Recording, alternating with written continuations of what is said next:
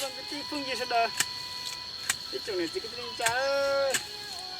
nó đã tỏ qua mùa ô tê ô tê cho nên nó về tết nó về của khó chỉ đấy, nó là khó chỉ chứ cái chắc cũ đi ơi chắc cũ là gì có chỉ to tàu đó là gì tàu khó khó chia cho cái tiền mà bé hùa bé thì khó chỉ là mà tàu bé khơi là mà bé tàu cho chỉ đó nó chỉ mà tạt xỉ nó là gì tạt chỉ nó gì tôi cho chỉ họ của mình chỉ thế giờ bé tôi khơi cá to giờ bé mất tàu cá to rồi anh chị ha vô tạt tới vô tạt su đấy chị anh chị tôi trồng dừa nè anh chị bé vào ô cả tạt su chế cho ít chỉ khó chia đâu ít chỉ nó xì tà cái tua gì bé mà liệu á cá chỉ tôi trâu đâu đó anh chị khó chỉ thế này khó chứ và giờ có gì tháo cú này tháo cú sau nó mà tháo cú sau đi có gì tua ơi có gì tua mà nó khớp khỏi nó mà to mà thật sự lon nào mà lý tua cho bóc từ chỗ có chuyện của nó hồ nó cứ hồ mà thật sự con đâu giả thế nó chả cũ hẳn nha xa thẻ nha cái con tới chị cũng cái tuy sẽ đỡ cái chị nè sẽ bỏ cũng có bốn những con tham đài nè xa đến xe bún này trong cha nó bắt mà bún chị bún này cái tiền chị trong nó sữa cái tia nè kiếm cho cái tí tuy sẽ đỡ nè chị có tiền chị nè bỏ cái hũ có bốn có nó sỏi dịch thu chị nè bỏ trong lên đỡ họ tránh chè cũng nâng chết cũng khen chè dùng liền lò xem nữa này sốt xả lịch chè này họ là chỗ cú sáng ngà cú thế đó cho phong gì thế cho nhỉ chỉ biết cho sét trời đấy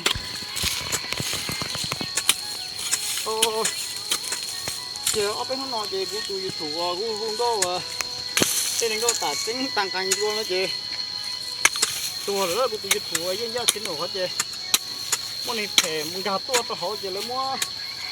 like cho video cho clip của liếc cá dọn đến nặng lắc cá nữa cái nặng lắc cá gì lấy thầu chơi YouTube chỉ là mất tua YouTube mất cơ rồi YouTube mất cơ rồi chị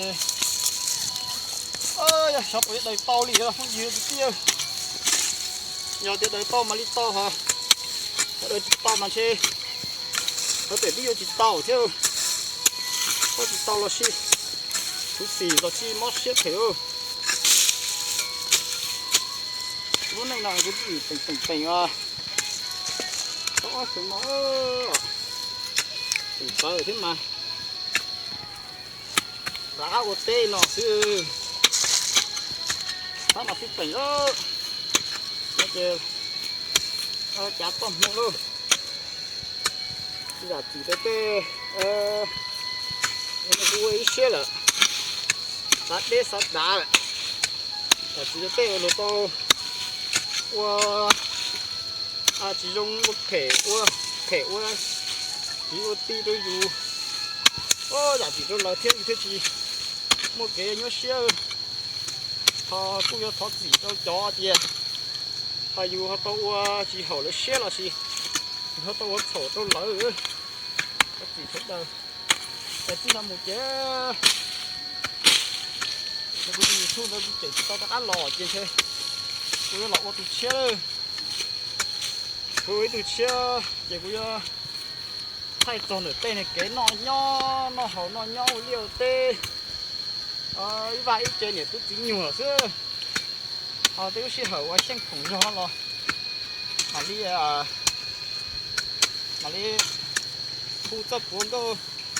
lồi chơi lồi nhung ở xứ vậy nên sẽ được họ bắt chồng tụi thu nó thế là tụi kia nó về tụi thu chia là gì tụi đó về tụi mua ăn ta là gì thì trâu cơ rồi đấy thì cũng đã tỏ vào thứ mà lọt tí chỉ tụ thế nó trời ơi coi đâu có tí đỡ lu lê sổn thế để xin nó là hay các bắt đầu từ số không vô trời ơi các bạn tới đi cá qua lọt sắp tới tụi này chỉ cái trà thế bây giờ cũng như sẽ đỡ để này bỏ nó cho nên ba muốn nhà đăng ký nhà chỉ tạm subscribe được cũng thế bỏ sẽ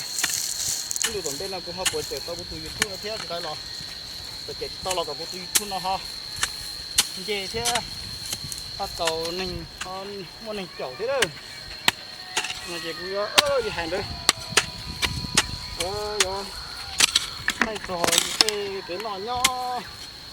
con này như nhỏ như tên từ cái liều tê đâu cái ô con ô lông ngơ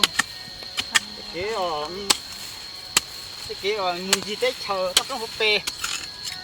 tê thế đây chúng tôi chỉ sẽ ô chờ tôi sẽ hở nhưng xem củ rò sữa họ gì hết ô thì tao tránh đi ta ơi bố tôi thuốc cho ta chị chỉ xếp cho thế các xin mà xin bình chứ mà giặt gì cho chó là tao ô thể đây vô lời thế họ cho ai cú tao ô nó khó chịu hầu nhưng xếp là mình nên hơi giặt gì thế nào được đi phi sinh đời đã nó cái ly cái nạn nó cái ly cái nạn nó hai luôn mà thâu hai luôn cái cái ly này cái ly này cái tiếng đông nhắn tiếng nó mà cho cái ly nó cái tiếng đông nhắn tiếng nó cái ly nè yếu xí à nè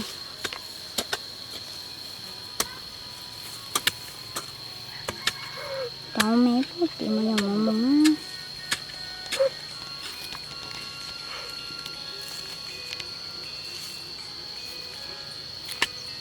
rồi từ nó cái lúc chế lúc tí nè lúc chế lúc tí nè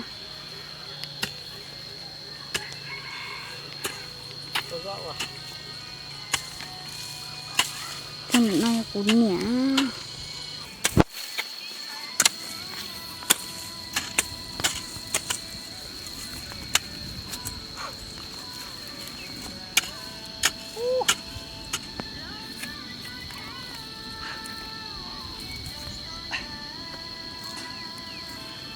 nhiều vụ thế những trò tiếng gì hả cái còn họ luôn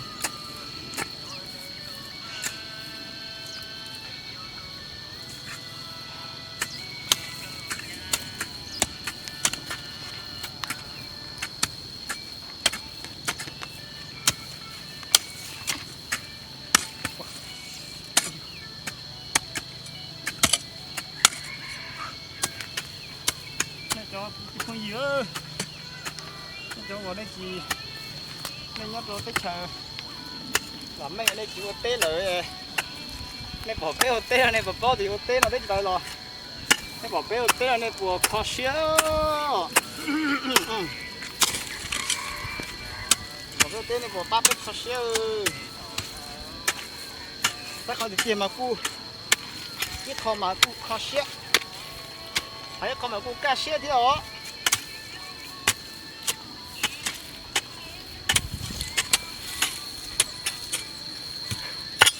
thì nó thế trời sẽ cho bố rồi con phải thành lần thế mà có mà tôi chỗ đi ra hơi gió thì bố rồi mà ôi tới là mà đi ship bố rồi còn đến đi chứ nó mà cái chỉ cuốn lên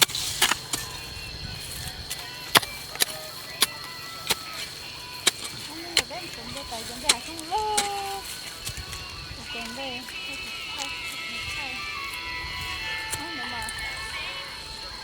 họ cũng phải lo cả tiền gì hồ này nó là tay tờ họ cũng là lo những cái chỉ lo giá mà đi kia cái chế là rồi Rồi. Cái gì? Thì coi thái cú chả thì lúc kia à. Cái là nó tạo ra một khổ cái chỗ kia hả? Cái chỗ của cái cháu kia tại sao nó còn có cái mà chơi trong hồ? Để tiếp xúc vô. Nó đào ở tép thôi. Đúng không? Thế lông. Không nói gì nữa. À. Có dư rồi. Cái chỗ lên. Cái chỗ nó chỉ không xuống rồi muốn tới hết. Không còn nếu mà số đây rồi. Rồi nó rất ngon nó.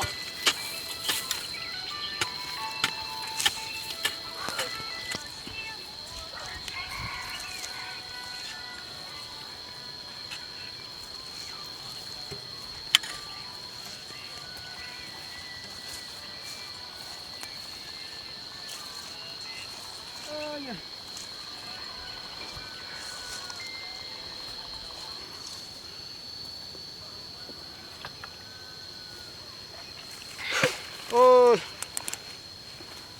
đây cũng cho xíu à, cũng sáng một chai đó. Ô,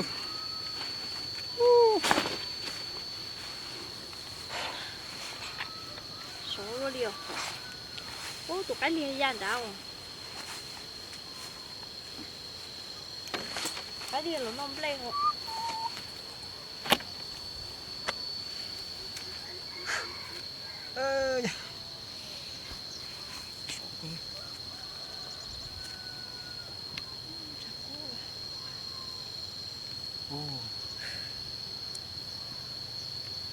lẩu kia đấy, đúng nó xem nó nào,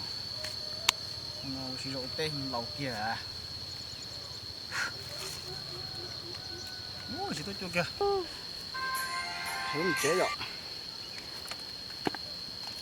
Cậu xì à? Xì. Cậu xì. Đó là thay ở đây, ở nhà Nam Lê, tôi sẽ được tôi sai rồi nhung. Xì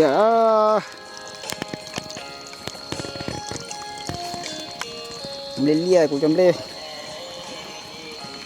Nếu tao muốn để xe chỉ đến nó lọ.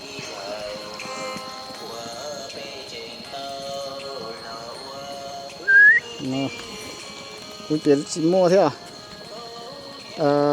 Anh gì mê sắm nó, thiếu à, giờ nhiều hôm nó xưa, giờ hôm nó chỉ nó mua từ chỉ nó mua từ cho các sao giờ tao mua penu, ăn penu pepron chỉ tao sai chứ chỉ đúng nó ta, tao sai chỉ đúng nó tái ra gì xí rồi. Cái phần đã hát đã chỉ cũng nhẹ lên đi là, mình thấy chắc cứ lên đi là, cũng đi cái chỉ liệu giờ nó lo xí, giờ nó lo tao ở gì bên nó.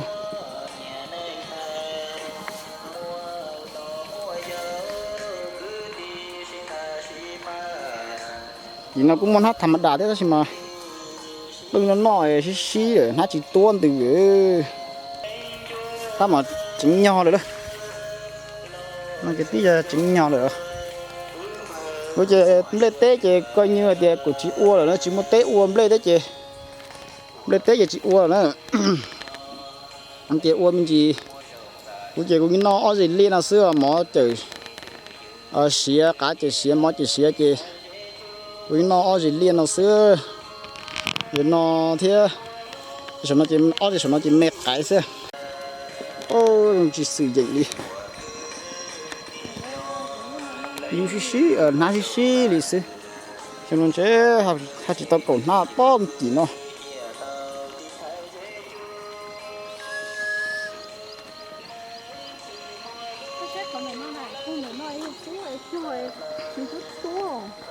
Cô nói số cho nè. Số là cô nói số trời, số trâu tôi tua, số kia số trâu tôi tua có thể chỉ có số trâu cho xí rồi. Mình hai chả